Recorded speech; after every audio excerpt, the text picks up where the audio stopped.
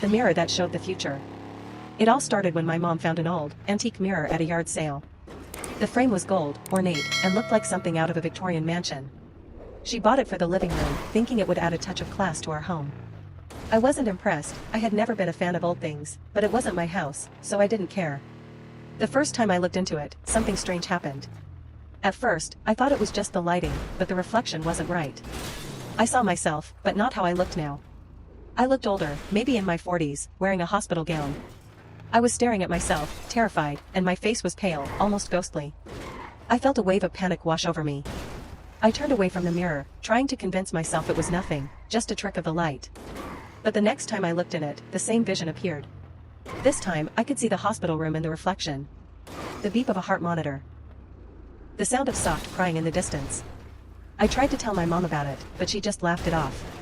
"It's just an old mirror, sweetie," she said. "Nothing more than a little antique charm." But I couldn't shake the feeling that something was wrong. Every time I looked into that mirror, the visions got clearer. I saw my family around me, my mom and dad, holding hands and crying. They were standing over me, lifeless in the hospital bed. And I knew, it wasn't just a vision. It was a warning. I couldn't stop looking. I had to know. Each time I saw that hospital room, I could feel it getting closer, like the end was approaching. The worst part? I realized that I knew exactly when it would happen. And it was just a few weeks away.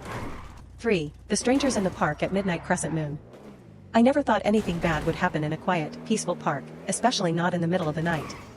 I had just moved into a new city, and I was still trying to adjust to the feeling of loneliness.